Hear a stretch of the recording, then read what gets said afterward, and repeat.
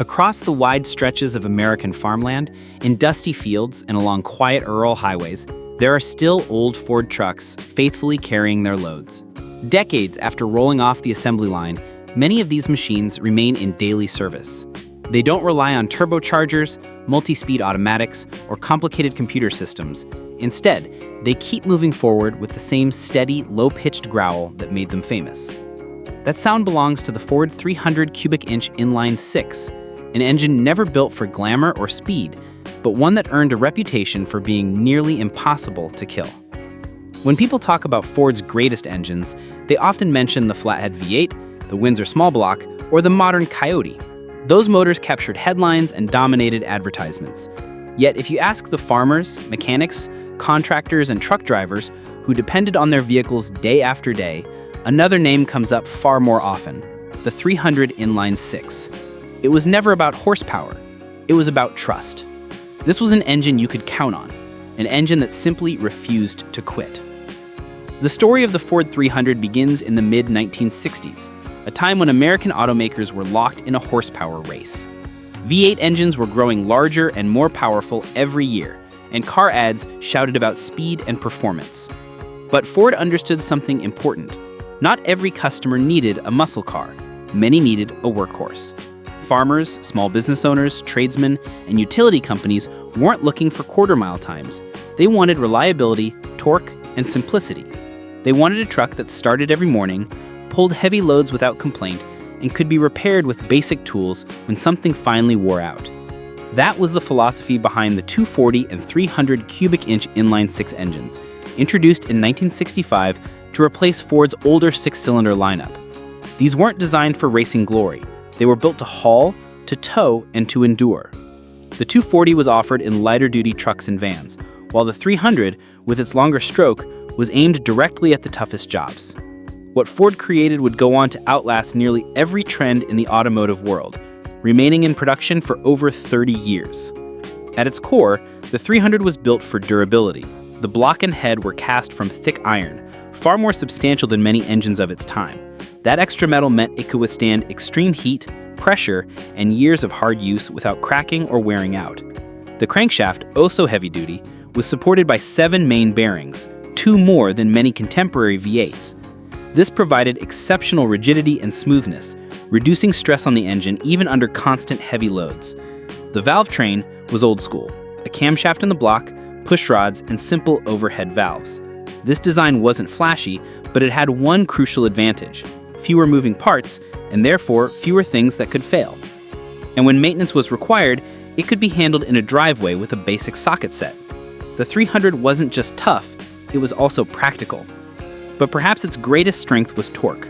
While most V8s made their power higher in the rev range, the 300 developed its muscle down low, right where working trucks needed it most. Depending on the year, peak torque came between 1,600 and 2,000 RPM, with figures often between 240 and 265 pound-feet.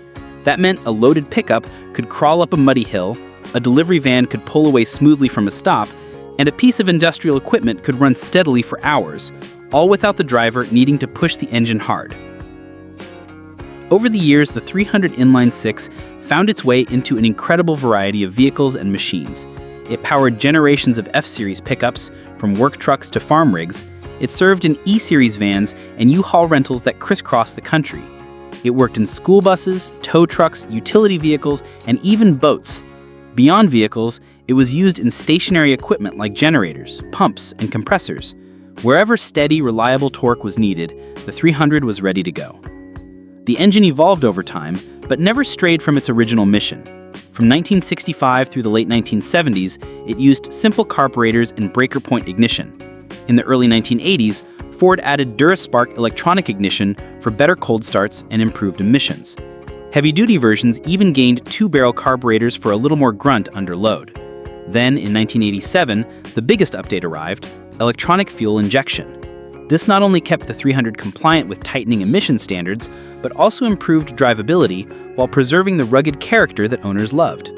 Even with modern upgrades, horsepower never climbed much beyond 150 because Ford knew its customers valued torque, reliability, and low maintenance above all else. What made the 300 special wasn't just its engineering, it was the loyalty it inspired. Ask any longtime truck owner and you'll hear the same kinds of stories. Engines running for 300,000 miles or more without ever being opened. Trucks that started on freezing mornings after decades of service. Farmers who used the same workhorse for generations. Mechanics who joked that the 300 didn't really break, it just wore in.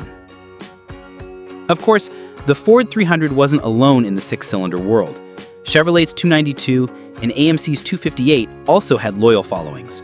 The Chevy 292 offered excellent pulling power and respectable torque numbers, but its higher torque curve and more complex design made it less forgiving under constant stress.